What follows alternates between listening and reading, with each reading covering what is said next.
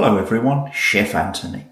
Welcome back to my kitchen and wine lab today, coming to you from my English kitchen. And today we're going to do a review of Taylor's 20-year-old Tawny Port. Now, let's just have a little chat about this. In the UK, this is sold as Taylor's. In the US, this is sold as Taylor Fladgate. Why? Because although port is a PDO, protected domain of origin, that is European Union law. It is not international law, and it's clearly not recognised in the US, since Taylor Port, it's not port, which you'll find in your supermarkets, which they claim to have been made in New York since about 1880s, uses the trade name Taylor, which obviously Taylor Fladgates don't wish to be associated with. Hence, in America, this port is Taylor Fladgate. In the UK, it's Taylor's. Now, I purchased this at COSTCO in Birmingham, in England, for £26. We'll talk about the price conversion and the comparisons a little later, but in the US, at Total Wines, you'd pay $55 for this bottle. Here's the inside of the box. It comes in a lovely cradle. It tells you all about Tawny Port and how Taylor Fladgate Yeatman was founded in 1692, somewhat before the Declaration of Independence, I observe. Now, the only thing that I disagree with in this insert is where they say that this age indicated on the label represents the average age of the ports that make up the blend. It may represent it, but that isn't how it gets its guaranteer label. And here's the guaranteer sticker, in this case, on the bottle, not over the cork, which is how I prefer to see them, but it's from the Instituto dos Vinos de Douro de Porto in Portugal. I've actually been there. How they certify these as 20-year is actually because that's what they taste like. They taste like a 20-year port, in this case Tawny Port. So yeah, it may be pretty close to an average of the blend, but that isn't exactly how it gets its name. Okay, but that's a nicety. Let's put this down and get on with the tasting. Okay, so now let's get on to the tasting. And I should remind you that with ports, I've decided to have benchmarks, a single port against which to compare others. I find that helps me anyway in judging whether the new port that's been tasted is worth the uplift. This is rather perverse because if I were doing this taste test in my southwestern US kitchen and wine lab, the benchmark would be Taylor's 10-year Tawny. But I'm in my UK kitchen and wine lab, and here our benchmark is Morrison's 10-year Tawny, which is actually a Symington Family Estates port. So I like both of these, but let's talk about the Taylor's first. I thought this had lots of tannins. I found it very refreshing for a 20-year Tawny. It's very smooth after the tannins go away, and for me there's a dried or stewed fruit aftertaste. I will tell you that taste of this Taylor's does not have much length.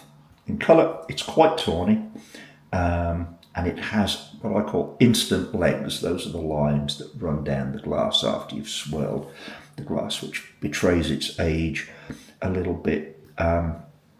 You can taste the oak in it, hints of tobacco, in my opinion. You can tell it's aged and oxidised.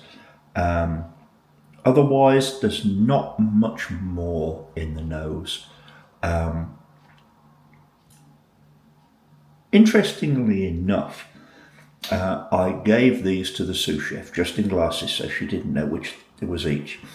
And she correctly identified the Taylors from the Morrisons by colour, which was well done because she's by no means a connoisseur of ports. Here's where I think it's important to point out that all palates are different, particularly in my opinion, between men and women. To the sous chef, the Taylors was way the sweeter of the two ports. Now, I don't find it particularly sweet, and if you challenged me on it, I'd tell you that Morrison's was on the sweeter side. But she was very categorical about that. Said that the Taylors, she didn't detect quite the tannins that I do, and derived a hint of lemon, which is perhaps where I would say I find the Taylors refreshing. In overall, I would say the Morrison's is much more fruity, it's darker, but this isn't, which do you prefer? Because there's a price difference between these two. It's just a case I was like a benchmark of a decent port, and the Morrison's 10-year is a very decent Tawny, by the way, especially for the price. This Taylor's is good, £26. I'm content with that. It's a good buy for £26, and we're going to come back on price in a minute. So let's shelve that, cut this clip, and move on to our discussion of price between the US and the UK. Okay, to close out this review of the Taylor's 20-year-old Tawny, let's talk about price and value. As I said, UK COSTCO, £26. That's all inclusive, VAT, everything. In the US, that would be, based on today's exchange rate, $33. As I said, $55 at Total Wine, which is as good a place to snag a price from. They don't overcharge for things. Understand that COSTCO keeps its margins low. There ain't the markup at COSTCO that you get at other merchants. But included in that English price, the VAT was a 25% addition to the underlying price, and beneath that is the duty that's on wines, spirits, etc. in England. So you could probably take 40% off the list price in England to get back to an on-the-shelf price in the States, in which case we're looking at around a $20 to $21 a bottle of 20-year Tawny Port. Now, just to show you how little COSTCO marks up its wines, and this is not an ode to COSTCO, but if you look at the inset picture here, you'll see that Morrison's, a decently priced supermarket, by the way, not my favourite, but I do like their Tawnies, gets £25 for a bottle of Taylor's 10-year, only a pound less than COSTCO's wanting for the 20. So I'll let you figure that one out for yourself. But so, where does this leave me in the whole is it good value continuum? At the price I paid for this at COSTCO, I'm very, very happy with this Taylor's 20-year. It's a really nice, easy drinking,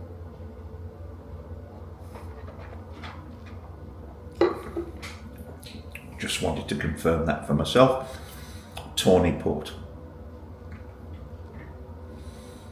At $55, if I had to pay for this in the US, I'd be wanting to look at others before I made a purchase decision. Some are more expensive in America. Look, Sandeman's 20 year is, I'm going from memory here, I may be wrong, $65, maybe more a bottle. But I would have to decide after a taste test of other ports in the 20-year Tawny range where I'd be going. It's a good port. So my only closing advice to you is you would have to make your decision based on value. Now, I will tell you, for what I see competing with this in the US, you're not going to walk away going, oh, I wish I'd bought fill in the blank. Last thing, if I read reviews of other buyers of this port, a lot of people say it's too sweet. I did not detect that. To me, this isn't a sweet port. Go great with my usual port accompaniments, Stilton and apple, chocolate, even fruitcake. But it isn't that sweet. Now, let's circle back to my contention that palates differ, and essentially I think women's and men's palates differ. The sous chef thought this was really quite sweet.